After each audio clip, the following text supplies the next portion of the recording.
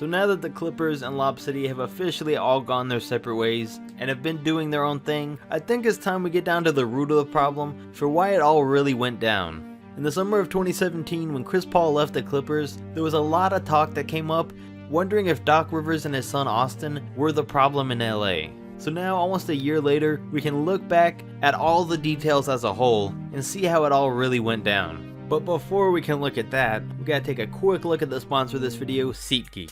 Big shout out to them. If you don't know who they are, they're the best place on the internet, or pretty much anywhere to get tickets to sport events, concerts, Broadway shows, or pretty much any event you could think of. They do it by aggregating tickets from all over the web to make buying simple and to find you the best deal. But not only that, they score each deal to let you know how good it is. Green's good and red is bad. SeatGeek even shows you a view from your seat inside the arena. So go check it out by using the link in the description, and then use my code SWEAT with 2 T's for $20 off your first order. Now back to the video.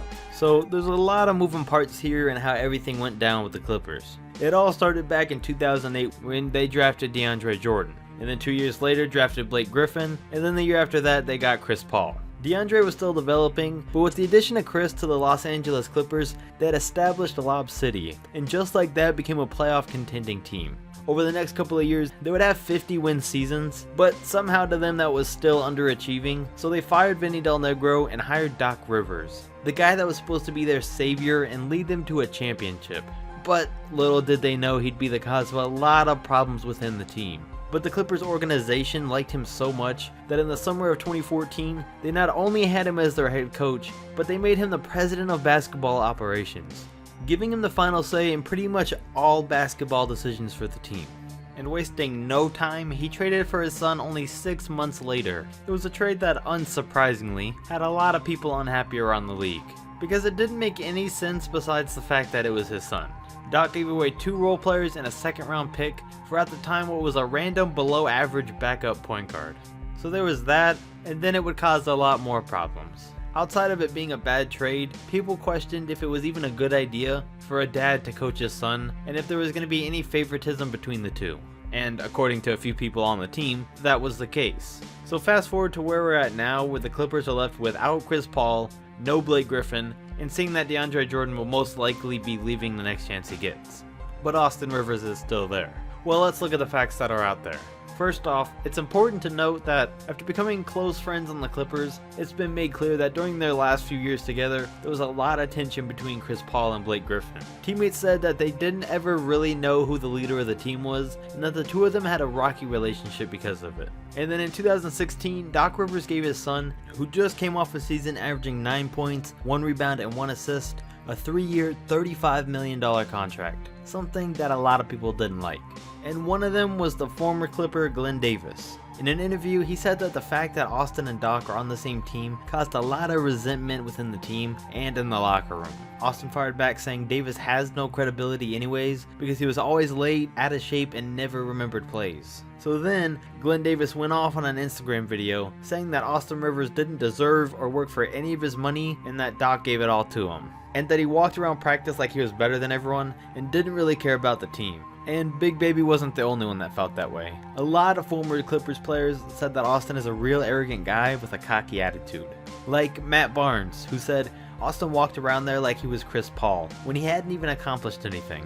And he said that was something that could have rubbed a lot of people the wrong way. And then when talking about Doc, he said that Doc's the problem with the Clippers. He said Doc would walk around there, and when players would join the team or get traded, he'd tell the team that he had nothing to do with it, like they knew nothing about how basketball worked, when obviously they knew that he made the trade. And then if you ask Big Baby about Doc, his former coach on the Celtics and the Clippers, he said he thinks he's way too overrated as a coach for his time in Boston. He said when he was there, he had 3 future Hall of Famers on the team, so it was all of them that won the championship and Doc had little to do with it. I've mentioned this in one of my other videos, but Glenn said he remembers one game where he was on fire and put up a lot of points. After the game, Doc didn't say great job or say anything good about the performance, he just said do it again tomorrow.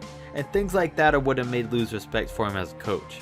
And then he said there was other times where Danny Ainge had to step in because Doc wasn't taking the Celtics in the right direction. But as for on the Clippers, of course Doc and Austin Rivers are going to deny any reports that come around of there being any favoritism. But when you have 2 former teammates that were inside that locker room and have no reason to be biased, say that the father-son dynamic was a problem, then it starts to go from a rumor to something that's probably actually going on. So if Barnes and Glenn Davis felt the effects, I'm sure they weren't the only two. And then things got really out of control when in the 2017 offseason, a report came out from Michael Eaves, a host on SportsCenter, that Doc Rivers declined a trade for Carmelo Anthony in exchange for Paul Pierce, Jamal Crawford, and, you guessed it, LeBron James? No, Austin Rivers, because he didn't want to trade his son. The rumor also said that this destroyed Chris Paul's relationship with Doc, and yeah, it should have. That would have been a big four of DeAndre Jordan, Chris Paul, Blake Griffin, and Carmelo Anthony.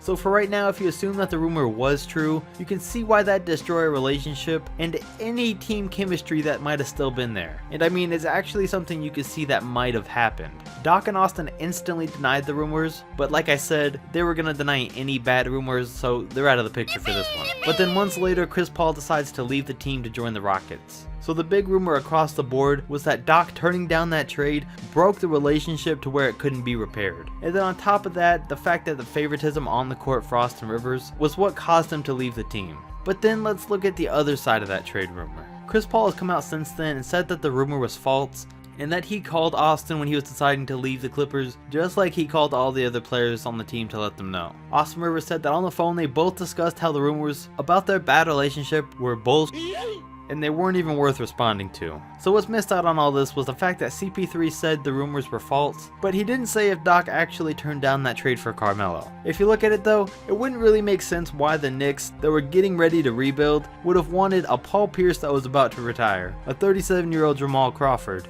and then a young Austin Rivers, in exchange for their franchise player. But I mean, they are the Knicks, and we did see what they got for Carmelo anyways, so you know, anything's possible.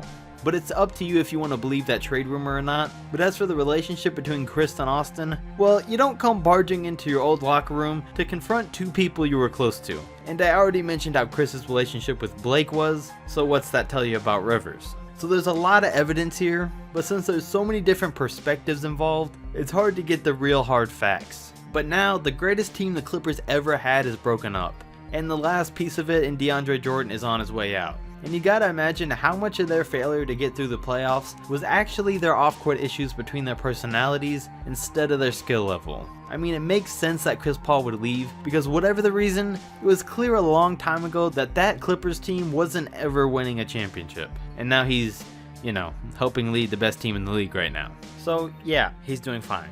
And then him leaving triggered the Blake Griffin trade, which triggered all the DeAndre Jordan trade talks, and for all the role players to find their way out. So we'll never really get the full CP3 insider look at his relationship with Austin and Doc. So it's really just our opinion and what you guys think and how much of a role you feel that the Rivers family really played in the breakup of Lob City. So definitely comment down below and let me know what you think. My opinion, I think it definitely played a part in players being unhappy, but I have thought for a couple years now it was time to break up Lob City, so I'm glad it did happen. And if you enjoyed this video, definitely comment your thoughts, like and subscribe, and I'll catch you next video.